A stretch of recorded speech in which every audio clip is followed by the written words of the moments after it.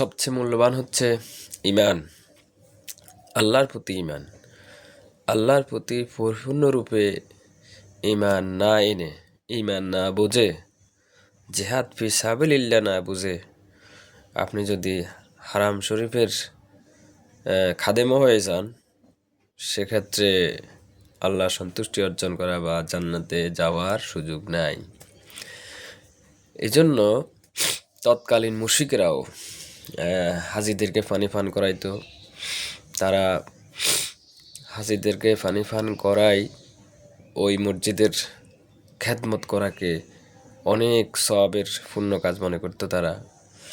তারা এদিকে রাসূল করিম সাল্লাল্লাহু আলাইহি সাল্লামের যে লড়াই সংগ্রাম, যে যুদ্ধ, জেহাদ, ঈমান, এগুলাকে গুরুত্ব দিত না। তারা মুশরিকেরা মনে করতো যে আমরা তো আল্লাহর ঘরের এই খেদমত করি, এর খাদেম, এটা দিয়ে আমরা সোজা জান্নাতে চলে যাব। কিন্তু না, আল্লাহ ধমক দিয়ে তাদেরকে জবাব দিলেন যে দেখো, সেটাও সেই সূরাতে আমরা দেখি, সূরা তাওবার পরের আয়াতে 19 নম্বর আয়াত। এখানে আল্লাহ বলছেন, দেখো, আজআলতুম সিকায়াতাল হজ, অর্থাৎ হাজিদেরকে পানি পান করানো, হাজি সাহেবের পানি পান করানো, ওয়া ইমারাতাল মসজিদুল হারাম, আর মসজিদুল হারামের রক্ষণাবেক্ষণ করা। হাজি সাহেবদের পানি পান করানো আর আল্লাহর ঘরের রক্ষণাবেক্ষণ করা, আবাদ করা, এই কাজ।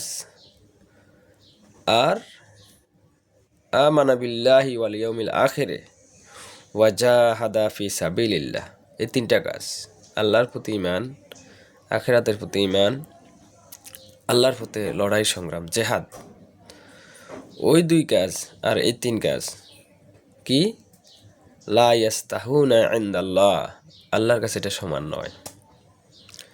এখনও আমাদের দেশে কিছু কিছু রেডিমেড মুসলমান যারা ঈমান বুঝে নাই, আকিমুদ্দিন বুঝে নাই, এরা মনে করে আমরা তো মসজিদের সাথে যদি থাকতে পারি, মসজিদকে রক্ষণাবেক্ষণ, খাদেম সেবা, এটা করিয়ে মানে আমরা পার পেয়ে যাব, সোজা জান্নাতে ঢুকে যাব।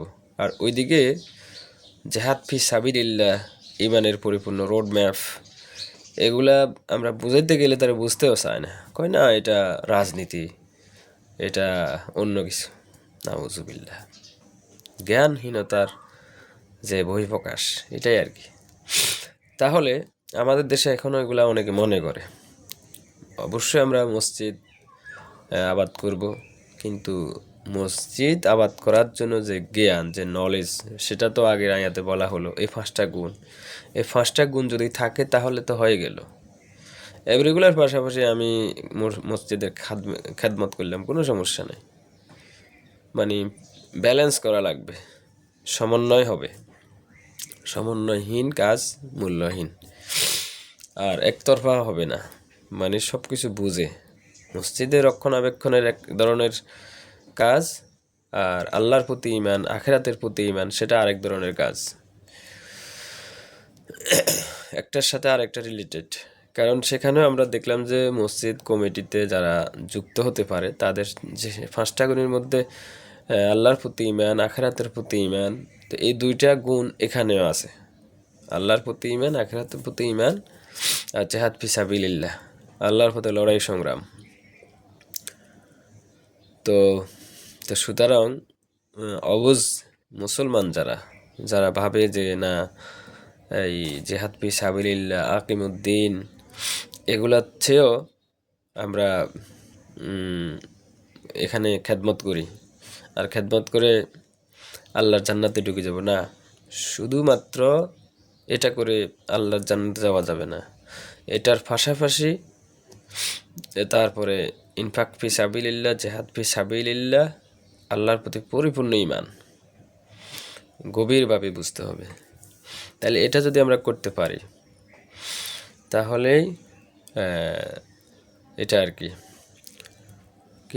খুবই মানে বাস্তবসম্মত একটা আয়াত এটা। কারণ আমাদের দেশে এখনও লক্ষ লক্ষ মানুষ বিষয়টা বুঝতেছে না। না বুঝার কারণে তারা কিছু আমল করে, কিন্তু এই কিছু আমল দিয়ে তো আল্লাহর পরিপূর্ণ সন্তুষ্টি অর্জন করা যাবে না। তো এই জন্য হাজিদেরকে পানি পান করানো আর মসজিদুল হারামে রক্ষণাবেক্ষণ করার থেকেও উত্তম সেরা কি আমানা বিল্লাহ, আল্লাহর প্রতি ঈমান, আখিরাতের প্রতি ঈমান, আল্লাহর প্রতি সংগ্রাম করা, আকিমুদ্দিন, দিন প্রতিষ্ঠার আন্দোলনে সংযুক্ত থাকা। কেন এই দুইটা সমান নয়।